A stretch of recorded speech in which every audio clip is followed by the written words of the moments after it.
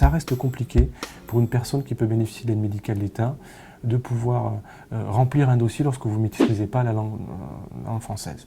Et que donc il faut des associations, des acteurs qui vous accompagnent, et ça c'est une contrainte importante.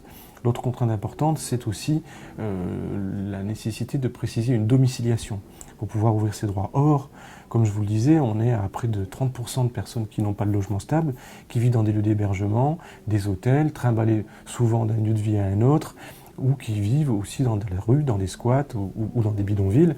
Et ces personnes-là ne peuvent pas justifier d'un lieu d'hébergement. Donc c'est une difficulté aussi en matière d'ouverture des droits. Il y a d'autres mécanismes. Si je parle des personnes potentiellement bénéficiaires de la CMU-C, c'est ce qu'on appelle des effets de seuil. C'est-à-dire que si vous êtes trop riche, vous gagnez plus de environ 700 et quelques euros, qui est le seuil d'attribution de la CMU-C, mais qu'en même temps vous n'avez pas les moyens de vous payer une mutuelle, eh bien vous allez faire partie de ces 3 à 4 millions de Français qui vont se retrouver sans mutuelle et qui, lorsqu'ils vont tomber malades, vont voir leurs conditions de vie et finalement vont subir une chute dans la précarité. La maladie devient un catalyseur de la précarité. Et donc c'est des personnes qui, à cause de cet effet de seuil, ne peuvent pas bénéficier de la CMU-C. C'est vrai qu'il y a pour le moment le dispositif l'ACS, c'est-à-dire l'aide à la complémentaire santé, qui est censé justement combler ce gap pour ces personnes qui sont entre le seuil d'attribution de la CMU-C et le revenu minimum de seuil de pauvreté.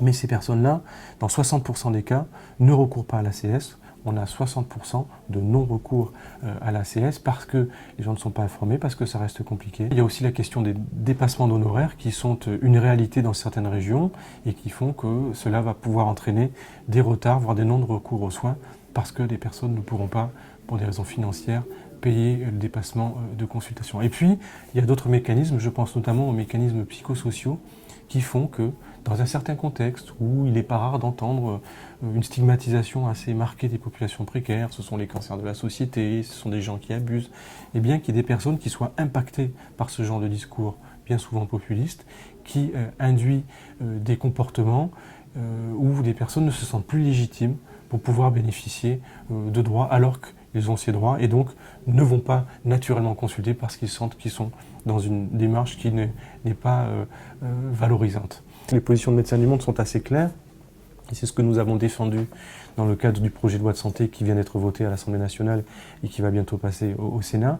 C'est la nécessité de simplifier les dispositifs d'accès aux droits et aux soins et notamment en prenant une mesure importante que d'autres ont soulevé avant nous, je pense à des rapports de l'IGAS et de l'IGF, la nécessité de fusionner l'aide médicale d'État et à la CMU. Ça simplifiera beaucoup de choses, une meilleure connaissance des dossiers, une facilitation dans les procédures administratives pour tout le monde, y compris pour le corps soignant ou paramédical ou social et pour les usagers.